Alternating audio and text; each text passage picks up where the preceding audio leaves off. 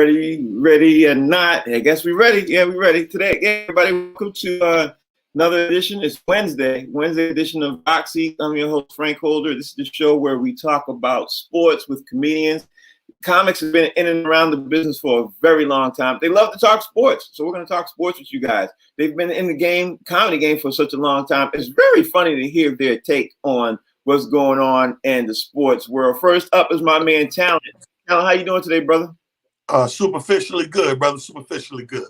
Looks like you traveling too. So yeah, I just touched down, man. Shout out to Greensboro, North Carolina. We're gonna get it in tonight. You know what I mean? Yeah, and that I gotta say that Wi-Fi looks stupendous, bro. It's super clear. Super clear. Next up is my man Fig. Fig, how you doing, brother? Man, I'm doing great, man. I just saved a whole lot of money by switching to Geico. Okay. All right, so we're gonna get ready to jump into the show, man. You know, this COVID report, man. I'm telling you, Talent, right now, it's gonna make you gird. It's gonna make you get. Here we go. I'm telling you now. You ready? Okay, here it is. After everything I've been talking about the Olympics, right? We have a United States Olympic athlete named Michael Andrew. He is a gold medal favorite. He has decided to not take the vaccine and still compete in the Olympics by not taking the vaccine. So he's going to be in the pool, jumping in the pool with everybody else and not having to take the vaccine. If that ain't nasty, I don't know what is. I like the fact that he made the announcement. He a troublemaker. He could have easily just, I ain't going to say nothing, I'm going to go swimming. But he said, I'm getting in the pool. That's us. I'm peeing in this pool. Don't pee in the pool. I'm peeing in this pool. He's basically peeing in the pool, Frank. I like the fact that he made the announcement. So to get the reaction, to see what the people is going to, be next to him or, involved in the swimming with him in the competition, how they're going to feel about it. I don't know, man. That's now that you bring that up, I don't think I've seen any research on COVID in the water. Good point. We've always heard about COVID on surfaces. We even heard about weather, like whether you're outdoors, indoors. I even heard the AC and all that, but I haven't heard any information on COVID in the water. All right. Well, Fig, he's risking, as we all know, a huge chance to get disqualified because he can get disqualified they're going to test the athletes all the time. He's risking a chance to get disqualified. He's taking that risk by not getting vaccinated. He says literally, I'm willing to take that chance about being disqualified, and because he doesn't want the chance of the vaccine to affect his body, so he's willing to take that chance. What do you think about that, Fig?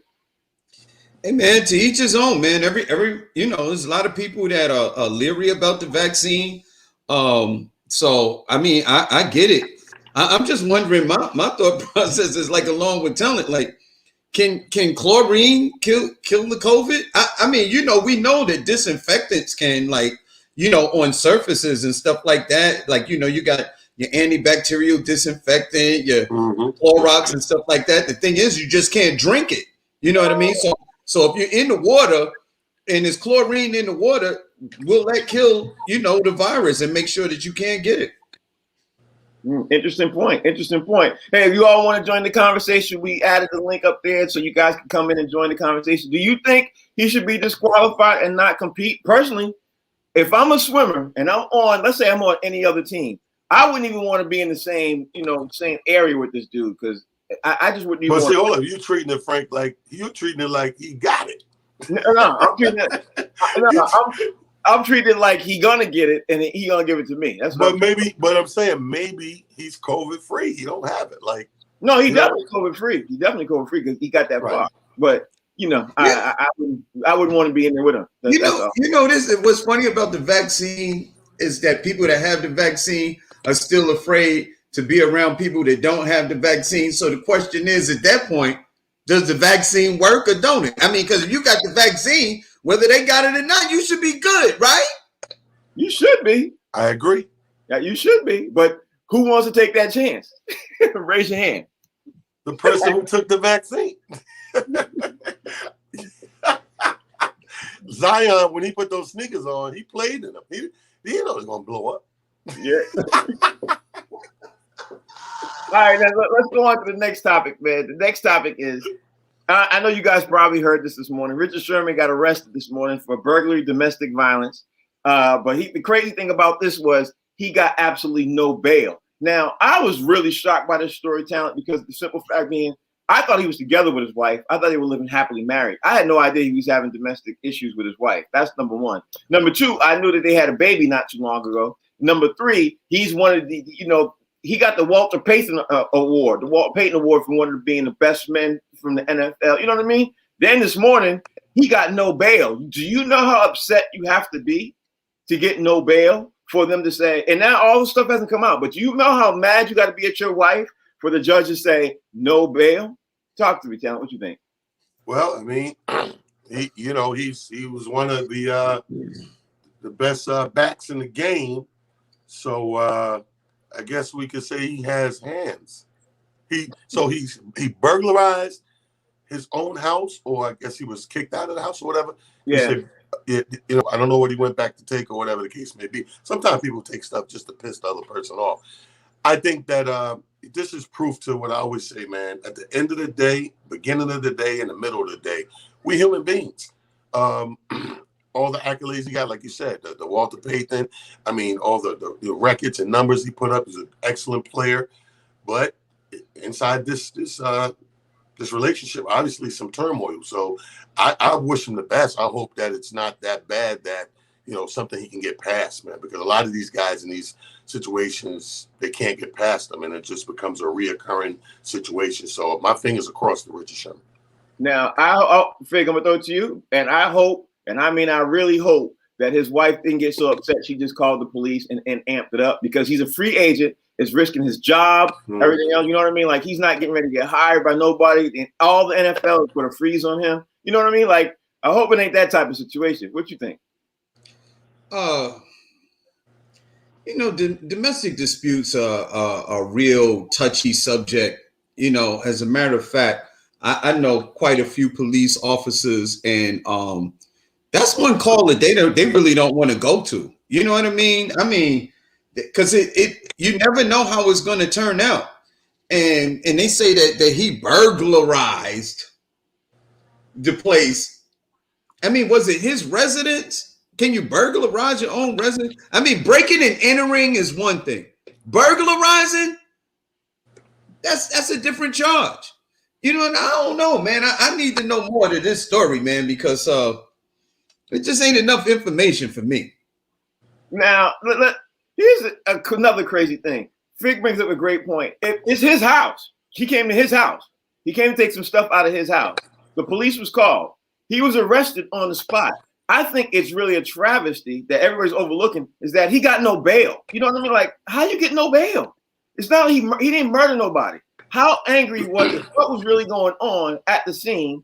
I need to know this. What was really going on at the scene that he got no bail? He is, let's be honest, he is one of the most astute men, black men too, in the business of the NFL. Let's not overlook the fact, Talent, that he got the Walter Payton Award for doing the most stuff in the community out of all the NFL players for that particular year. He got the most for doing in the community and the work. Would he jeopardize all of that? Did he lose his mind, all that, or is these trumped up charges? Well, I think that you got to understand something. When you don't get no bail in a domestic situation, the other side has convinced the judge that he is a threat, that that if he gets out, he's going to harm the other person. That's usually how that happens. So again, like Fig said, we need to know more on the story. Did he, put hands or threaten to put hands, or he may have a past record where he's done some things that plays into effect too. You got to keep in mind, Frank. They may have been down this road before, and maybe it resulted in, okay, I'm going to let it go. I'm not going to press charges, but hands was put on somebody. So if they fear that he's going to either put his hands on or has a history of putting his hands on, yeah, they'll hold your bail.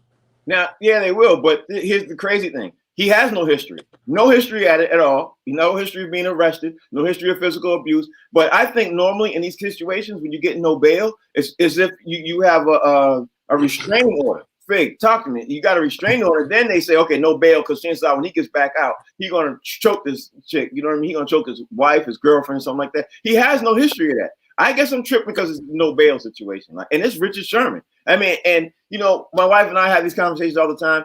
You know, in front of cameras, guys act one way. You don't know how the guy's gonna act behind the door. You know what I mean? Like, you don't know. And he could be one of those kind of dudes too. He could be. But him and his wife choke each other all the time, Fig. You heard him. Big, what you think? I don't know, man. It's just like it's a lot of stuff out there, man. The fact that the judge decided not to give him bail is you know, it may be an overreach. You know, here's something else. Richard Sherman is one of those figures that has been very outspoken on a lot of social issues too. Maybe this is, you know, maybe this is retaliation. You just never know, you know, what's in the mind of a judge. And the criminal justice system has never dealt with our people equally. So maybe the judge is overreaching, maybe it's warranted, but it has to be extremely egregious for you not to get bail, because where's going, for God's sakes? He's Richard Sherman. I mean, his face is recognizable all throughout the country. That's what I'm saying. Hey, if you all want to join the conversation and you can bring up some points that we didn't bring up, please do. You got the link. The link is right there. Hit us up, join in the conversation, and talk to me. Tell me what you all think about Richard Sherman, because we all know one thing about Richard Sherman in front of the cameras and everything else. He is one of the most astute athletes in all of sports, not just football. He's one of the guys. You know what I mean? He's one of the guys. And maybe this is something we're overlooking, but I just can't get past the fact that he got no bail. Right now, as we speak, he's sitting in a county jail, you know, waiting on the judge to get back so he can get in front of the judge and everything else. Now, normally it takes a couple of days and all that stuff to get in front of the jail. So he's going to be there for a while because he got denied no bail. And it's got to be egregious. That's what I thought. I really think it's bad. But next up, man, is speaking of women, I got to get kudos to Candace Parker, because I don't know if you heard this talent. She's the first woman to ever be placed on the cover of NBA 2K, and she could be pioneering, which she is pioneering,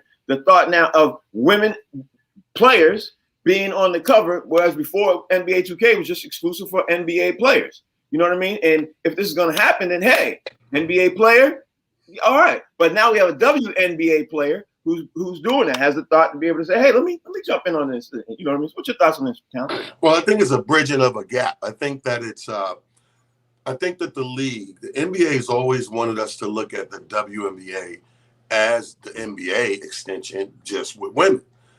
So I think that this is a bridging of that gap, because it's still called NBA 2K, but we can put men and women on it as long as they play in the league. I think they always wanted that fusion thing to happen.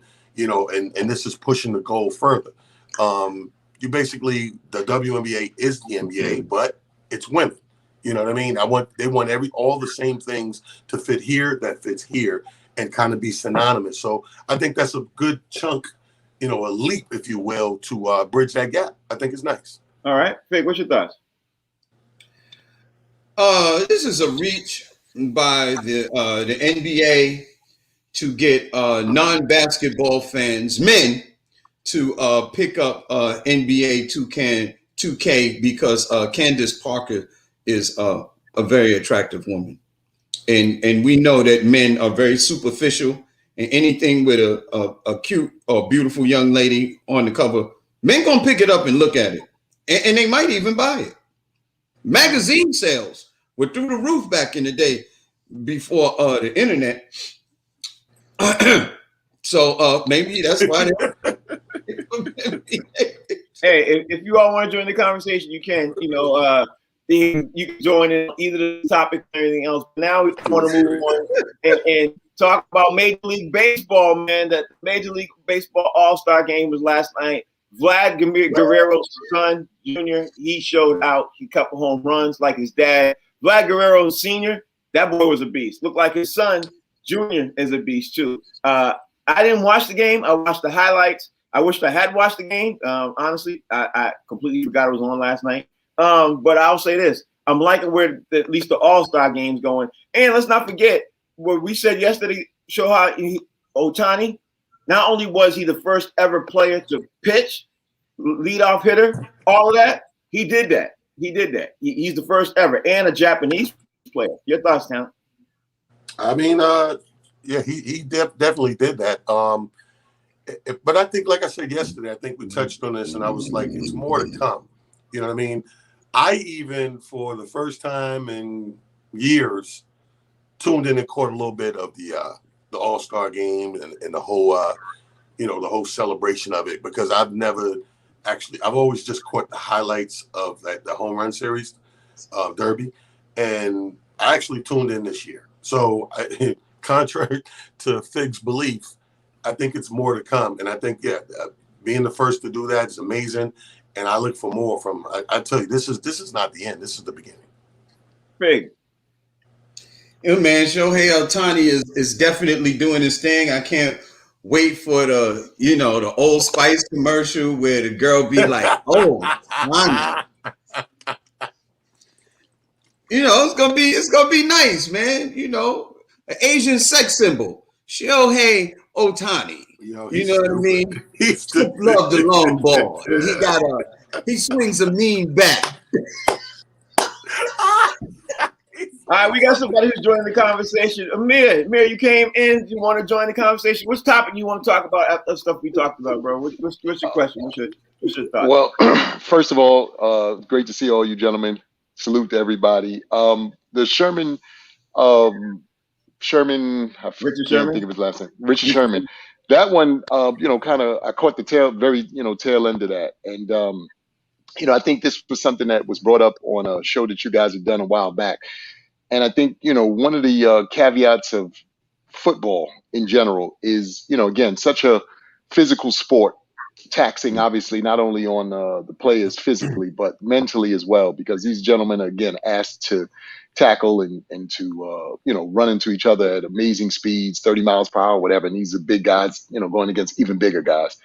But I think to the ideology of sometimes the pressure that these gentlemen are under based off of playing that sport, we don't know what their downtime is like.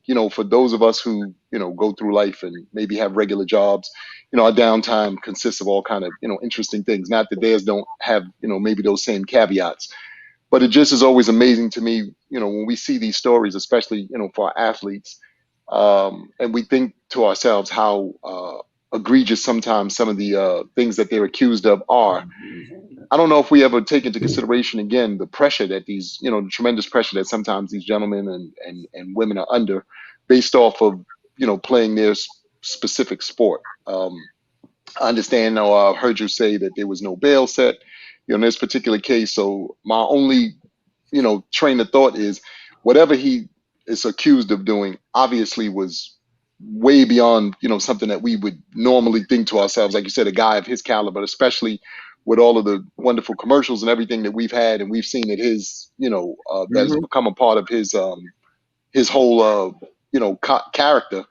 It just seems, like you said, so out of sorts. So I think that, again, we got to wait on this one and, really see, what is to come of the information that we haven't gotten just yet when it comes to that. Another, topic that you guys brought up, I, heard about the home run derby and, you're talking about the All-Star game last night. I'm always really impressed when I see any athlete whose children follow in the footsteps of their parents and for whatever reason are able to not only live up to, but maybe, forge a name of their own. I heard you mention Vlad Guerrero, and I remember, like you said, the father playing in the league, and to know that the son is now, following his dad's footsteps, and obviously is making his own name and doing what, is hopefully going to be his legacy. It's always really super dope. The only other thing about that, though, and I don't know if you guys feel this way, but I feel this way as a fan. It makes me feel old as hell because I'm like, God damn, now your kids are in the game and doing it too. Jesus, how long have I been watching this sport? This is out of control. Yeah, honestly, that's how I was feeling because I was like, I didn't even know Vlad Guerrero was that old. I was like, yeah, was he that old? I don't remember that. But damn, man, Amir, you came on here like a journalist. Yeah, I'm gonna change your name to Amir Gumble. just Thank you for joining the show, bro. We appreciate you. I don't want to hold you all that time and everything else, and something happened to Talon's Wi-Fi, so maybe I'm like let you stay. Hold on. All good. Next up, man. Okay, he's coming back. Talon, your hotel Wi-Fi is super suspect. No, it's not the Wi-Fi. People try to call you, they mess your sound up. So I just dipped out and back in real quick. Oh, okay, all right. Y'all was doing the karate flick. So I can't do a show like that. Fig's the only one that looked like one of those karate dudes. Hold on. You kill my brother. All right, let's go to the next topic, man. The next topic was The next topic was really interesting too, because at the end of the day, I was like, when people hear about this one, they might be upset. Dominique Dawes, who is a former Olympian, a former gymnast and everything else, she came out and was talking about Sha'Carri Richardson, and she was like, listen, rules are the rules. You knew the rules before you jumped up in it and you got into it and everything else, and you decided to go against it and everything else. So she's against what Sha'Carri Richardson was doing. So Talon, I'm going to ask you, do you think Dominique Dawes is going against us as Black people, going against, or she just, I don't know. What do you think she's thinking about even coming forward saying something like that? Because she's totally going against, Sha'Carri Richardson with her thoughts. Yeah, it's going to sound a little strange, but what I've been watching is with the climate change the way it is with Black people right now, there are a selective number of Black people of the same persuasion, same skin color, that are finding their 15 minutes of fame by going against the grain.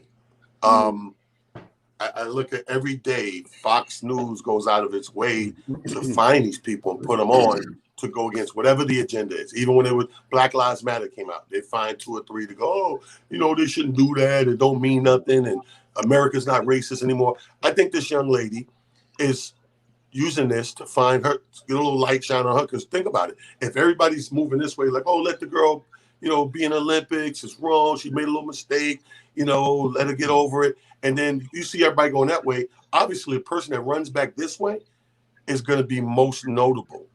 So she's taking this moment to get her 15 extra minutes of fame. You know what I mean? Because there is nobody out there that believes this wholeheartedly what she's saying. Big, what you think? Man, I'm gonna just say this. It bothers me to know. When's the last time we heard the name Dominique Dawes? That's all I want to know. When was the last time? You know what it's like? It's like whenever a Black person does something controversial, these white folks, man, they be looking in the trunk and in the case, and they be like, oh, here's a Black person. Yeah, listen, let's dig you up and have you say something about these things, about these Black people. Why do you always dig up these old Black? Why do Black people always have to say something against other Black people? Knowing the stuff that we go through and how we're trying to strive to get ahead. Or listen, forget about get ahead. Just get basic equality of treatment. That's all we really want. Basic equality of treatment. Why you always got to dig up some old Black person and give them $5 and 15 minutes of fame, like Talon said, to get him to say something against another Black person? It's absolutely ridiculous. I'll tell him. Herschel Walker said, call him when you get up there.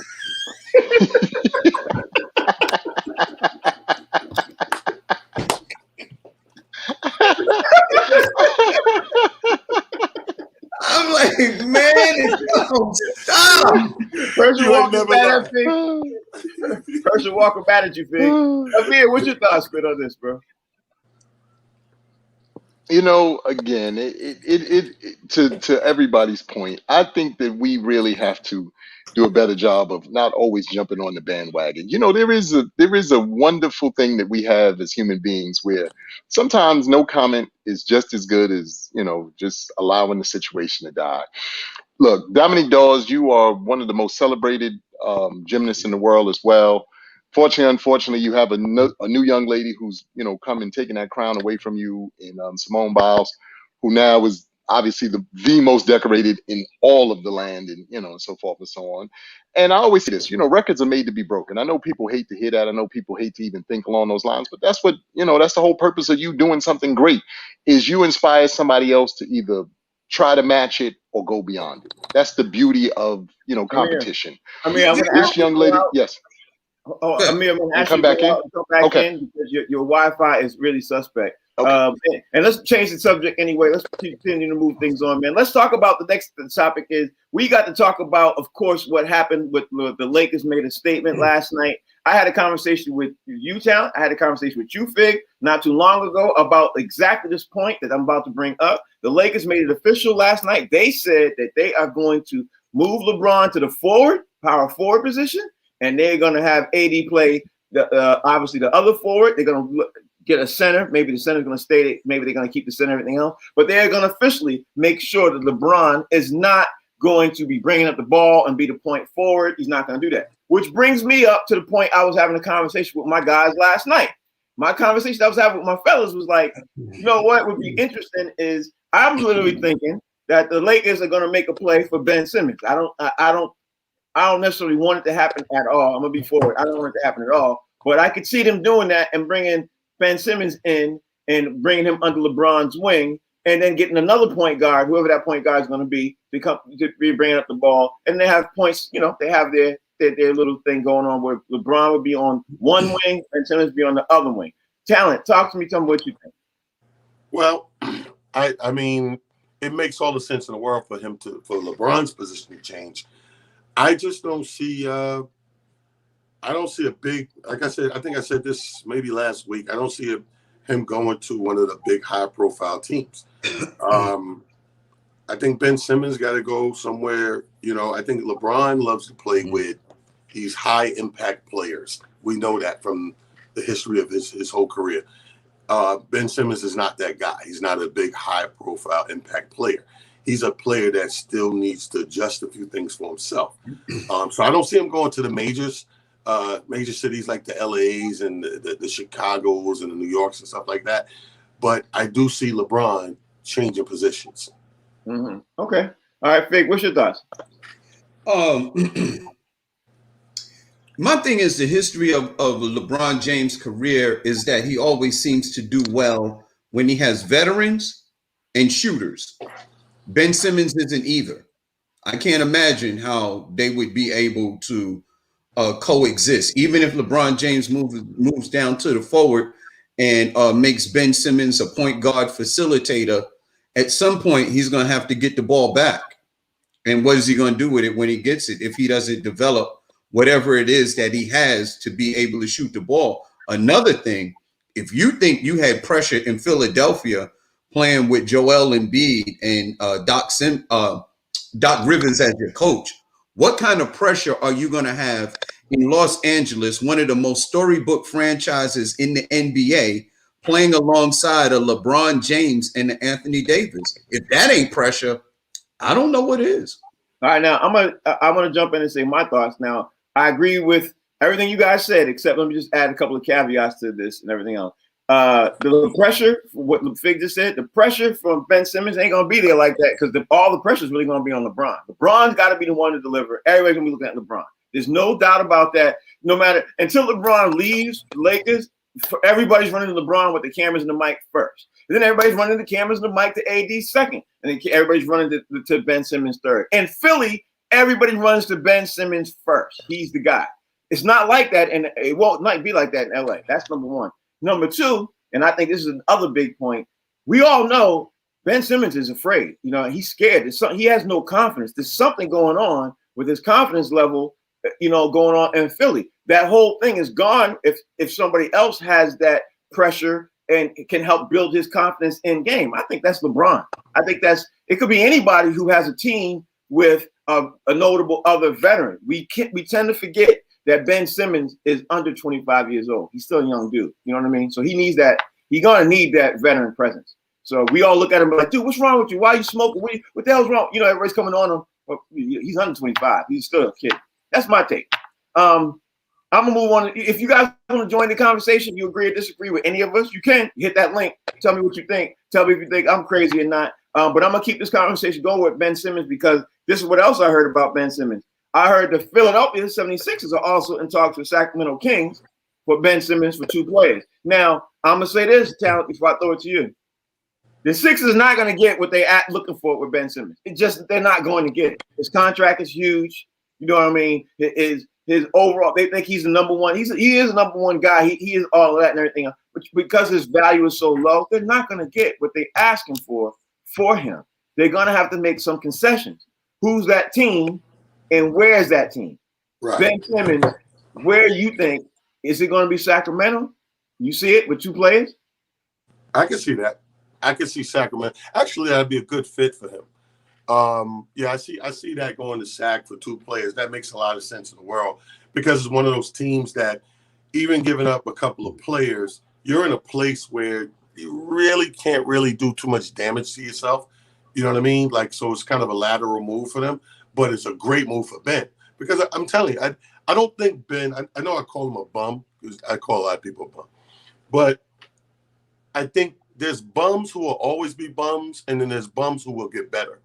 I do believe Ben Simmons is one of those guys that is bumming right now, but I think in a season or two, he's going to be what everybody wanted him to be right now. Okay. Fig, what you think? Man, Sacramento's like going to purgatory, man. I'm like, No, it's not. like, why would you do that to somebody, man? Like, what did he do? I mean, God, it's a young man. Why would you send him to Sacramento, for God's sake? They got good players in Sacramento, and we don't ever even hear about them. That's awful. I mean, they don't even show Sacramento so bad. They don't even have no TV coverage. Like, they ain't even no coverage in the Sacramento stadium. They don't even have no cameras. Nobody even show up to even see Sacramento play. They just show up, and if something good happened, then it make ESPN, and the footage is usually off of somebody's cell phone. So I wouldn't do that to Ben Simmons like that, man. But I do agree with talent. I believe that once he gets out of Philadelphia, Ben Simmons is going to be a different player. Yeah. Honestly, I agree with Fig on that one. I think Ben Simmons going to Sacramento is like punishment. It's like that. Like, why do y'all do that to him? Like, you're trying to give him confidence. Something like, why would you?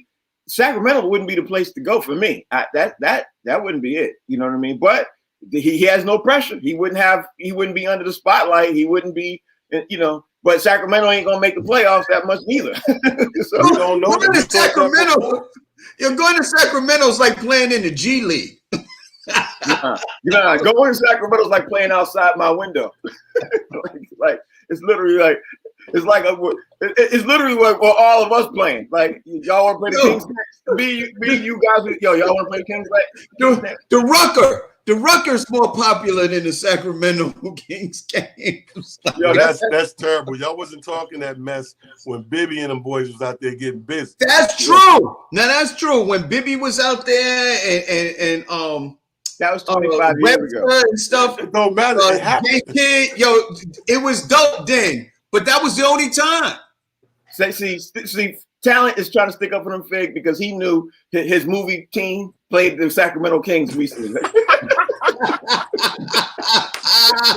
You know, the team went above the rim. They're like, yo, come on, y'all. We play the Sacramento Kings. Ain't nobody gonna watch. Sunset Park against the Sacramento Kings. I got Sunset Park in 3. Yeah, and game going up to 6.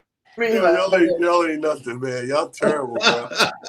No, I'm just saying, like that. Yesterday, y'all standing up for your light skinned friends. Today, you're trashing Bibby and the light skinned team that went to the. They was kicking ass to those players. Hold on. Did you throw a light skin flag on the play? Did you do that yesterday? You lucky I'm in this room. I ain't no flag. You do a light skin flag on the play. Where's my flag when I need it? Here you go. Sacramento Kings flag. Oh my God! I can't believe we're trashing the Sacramento. Yo, Sacramento's the only team that's allowed to throw in the white towel at halftime. And it went like, hold on, and it went like this. It literally went like this. Woo! Y'all are terrible. I just want y'all to know y'all are terrible. Oh man, y'all terrible. I can't believe y'all disrespect that Sacramento Kings. That's y'all. Y'all are mad that Sacramento ain't. Okay, so hold on. Before we switch subjects, since we on this real quick, what is the top 5 purgatory teams in the NBA? That's definitely one of them. Sacramento. Sacramento, Detroit. Yeah, Detroit. OKC. Definitely OKC. Yeah, OKC right now. Toronto right now. OKC and Toronto don't have no home. That's what they.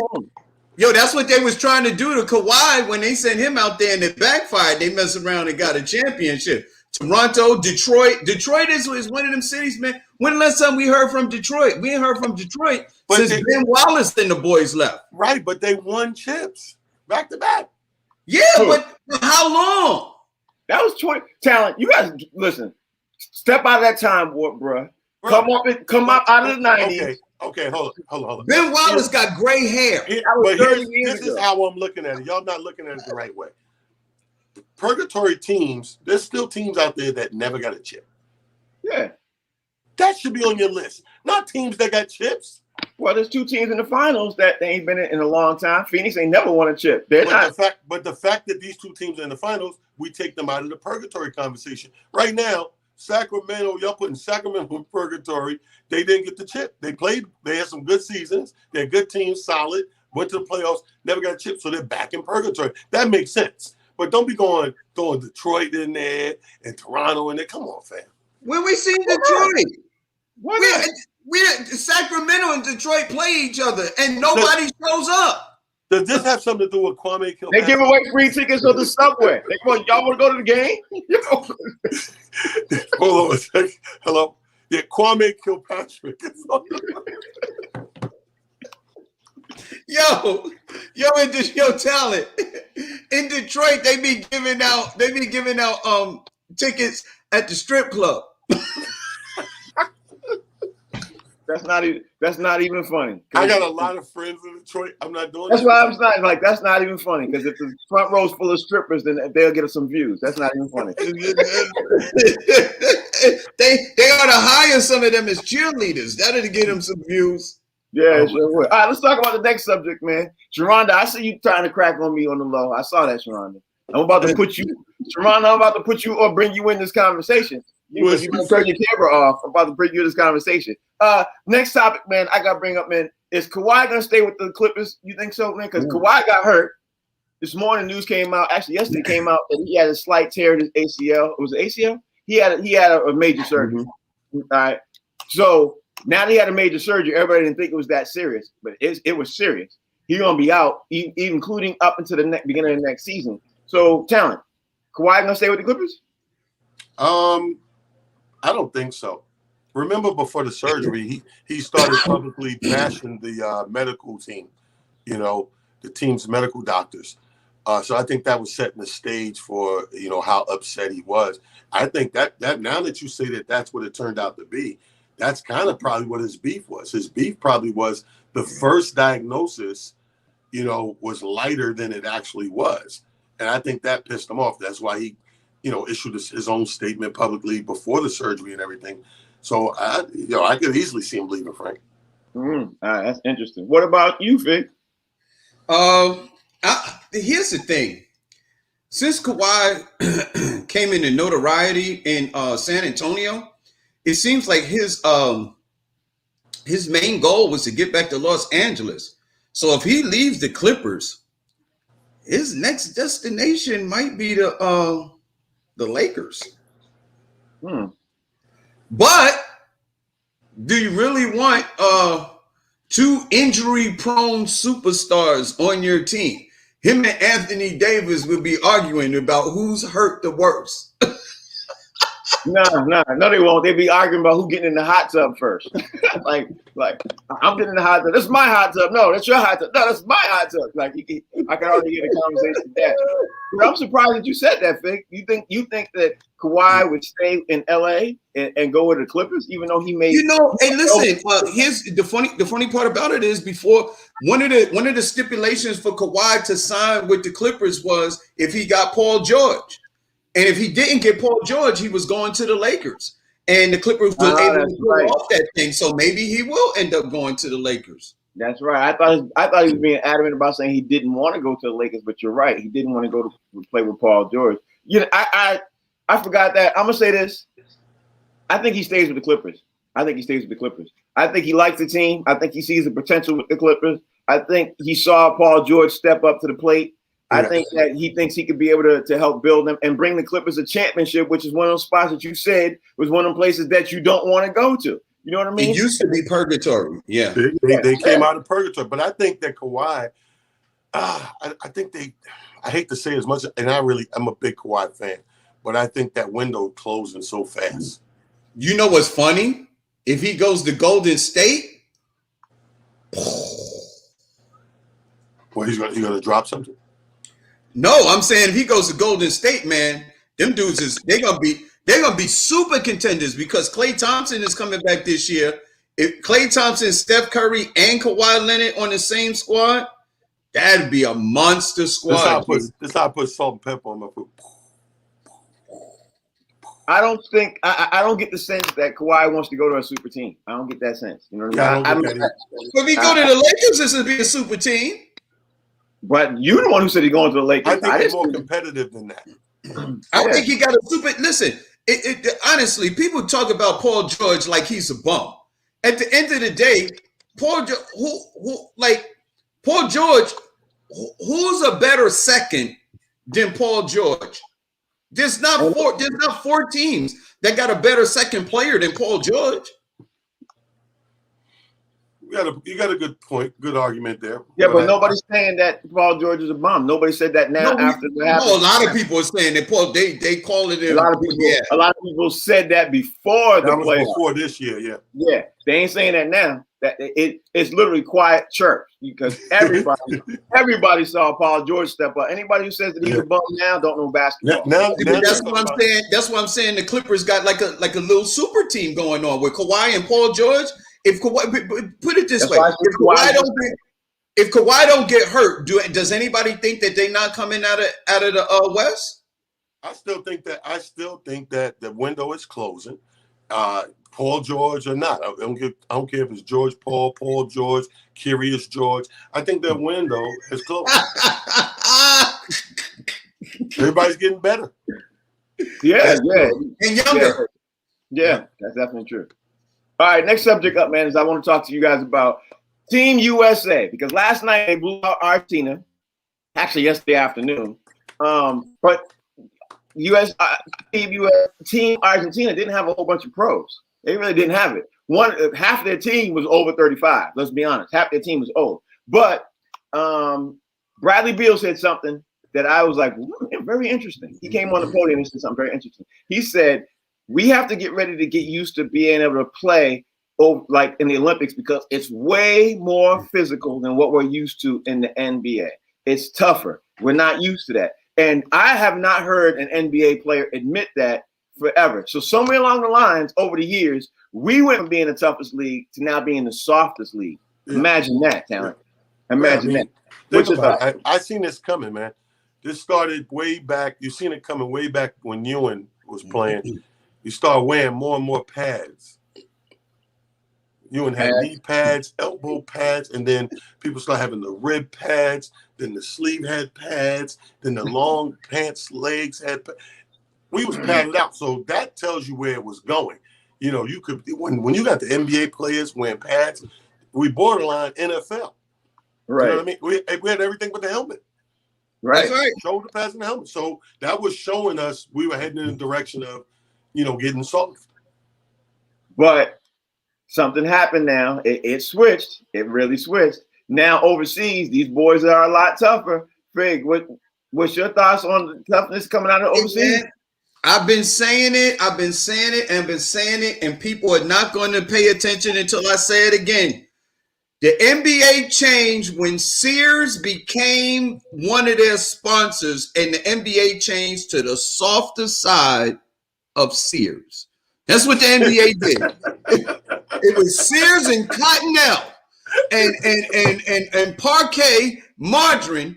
It became super soft, and it was a cotton league. That's what it is. It's the Cotton League. It's the NBA Cotton League. They got soft butter. They took out hand checking. They took out, you can't put your elbow on them. You can't touch them. And if you get close, it's a flagrant foul. If a guy gets bumped in the head by accident, it's 2 shots in the ball. And if you foul the dude when he's going to the basket, if ain't nobody in front of him, then it's a breakaway. I mean, listen, man. Listen, man. Let me tell you something. And Bradley Beal said that, and they ain't even played the tough ones yet. Wait till they play Moscow and Bosnia and Budapest and all of them. And Russia. And all the places they've been in Die Hard movies. It's gonna be crazy. You killed my brother. Those guys. He dies. Yes. He dies. Let me tell you something. Greg Popovich better go get John McClane to play for the. Nah, get him to be on the coach. Check Give this me out. Luka Doncic has been saying this for a long time. He said it several times. He said it's tougher to play overseas than it is in the NBA. He said everybody was like, stop being that. People were taking it to be disrespectful. You know what I mean? Right. They were people giving him extra elbows to the head and all that. He said, you still ain't tougher to overseas. He been saying it. Now it's come to pass. We see it happening. Team USA is getting beat. Honestly, the odds for Team USA winning the gold now has shrunken versus what it was before. But a lot of people still picking them to win the gold. I'm going to say this right now. I don't think they're going to win the gold this year because all the teams they're playing, all of them have NBA players on the other team. That's number one. And number two, a lot of those teams have been meshed together. So I think it's going to be another year where we see the NBA, the Team USA, not win a gold. That's what I think. Now, I could be wrong. I'm going to watch them play a couple more times, but I don't think you're wrong. I think you have a valid outlook right there. Your POV is right on point because you got to realize, man, it is tougher over there. We did this to ourselves though. We put celebrity value on our players more and more as the years went on. We looked up to athletes as star athletes. Now we look up to them as regular like celebrity stars. So when you have a celebrity star in the court, you start to do what we call protecting the asset. And that's where the flopping comes in. That's where the invisible calls come in. That's where, we don't want him to hurt. That's LeBron. Don't get me wrong. He's LeBron, but right now he's at work as this athlete, and this is how the game is played. If I keep cushioning the game because, these are my quote-unquote stars, the game gets soft, and that's what happened. Big, you want to chime in on that? Yeah, man. Well, here's the thing. The one thing that I do give the NBA players credit for is like these are our stars. Like, most of the guys that are out there are stars. Stars usually get preferential treatment. So the calls that they're used to getting in the NBA, they're not getting the international ball. So, it kind of takes an adjustment period for them to get used to playing that way.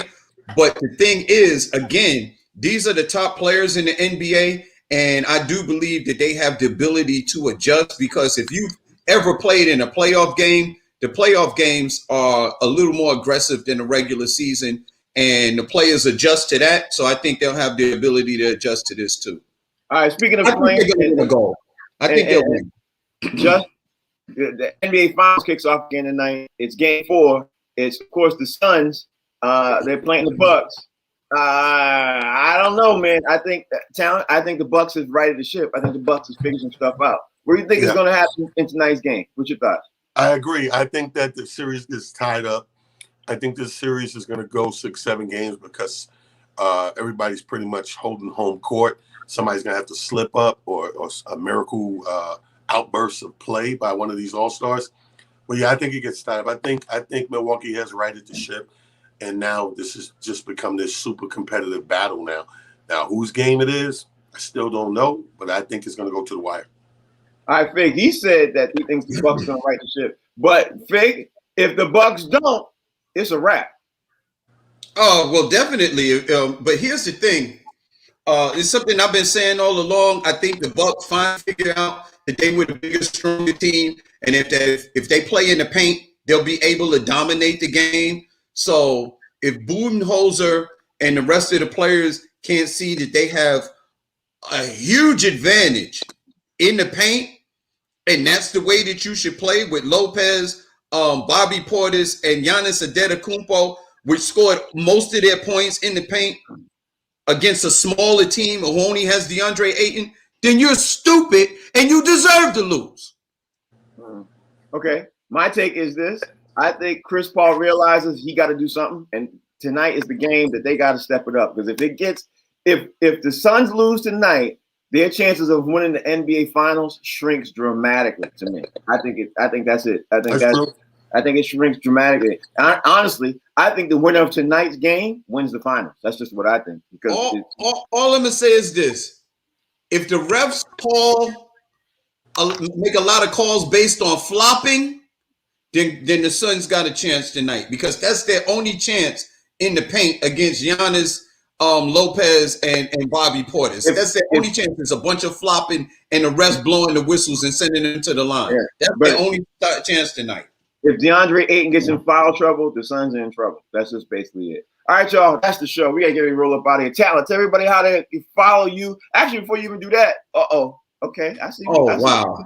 How you do that, Talent? Don't take it personal. It's just comedy. Talent in the middle. How did you do that? It's my 30th anniversary. I'm getting ready, baby. This is my water bottle right here. This is nice. Got the metal top, the metal bottle, limited edition. You know how I do, bro. No, I didn't, but I do now. You know how I look. You know how I do, man. Oh, that's dope. You know what I mean? So, Frank, this is Boston colors right here, baby. Yo, the next thing you're going to see, Talent's going to slap his name on the Sheraton. Like, pow! Yo, Talent got all that green stuff. He just turned into the Riddler. Talent going to slap that logo on the Sheraton. And then he's going to go to Hampton Inn and do the same. Like, that's hilarious. That's good. Look, Yeah, I know you've been thinking about it. I'm gonna, when I hang up, I'm going to price ladders. All right, man. So tomorrow we got a big guest. Talk to me. That's right. Tomorrow our super guest comes on. Super sports analyst and aficionado will be here. Chris Broussard will be on the bill with us talking that smack. Now I briefed them in the green room at the comedy club over the weekend. I said, bro, just to let you know what you're walking into. You don't get blindsided. We goofy. We crazy. We'll talk about everything from hippies to hairlines. We don't play around. So he's with us tomorrow on Thursday's edition of the Box Seats. Hit your boy Talent up. Get tickets to the 30th anniversary. Talent at itsjustcomedy.com. Big talking. Always it's your boy at Comedian Fig on social media platforms.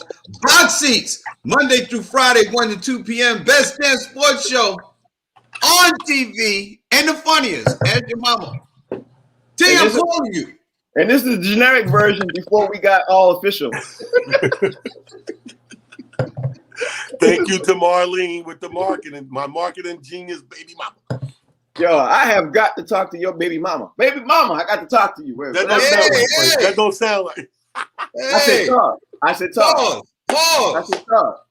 talk. Because your baby mama is on point. Well, I guess that don't sound right either. Tevin Campbell wanted to talk too. Can we talk? No, wait a minute. What kind of talking? What kind of talking? Tyler, hook me up with Marlene because she's on point with her mind like that. Like, wow.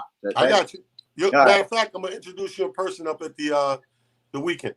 All right, there it is. All right, y'all. We gotta get a roll up out of here, man. That's the show. Tomorrow, y'all know what's getting ready to go down. Box Seats is the show. Humor Mills the channel. We'll see y'all tomorrow. Peace.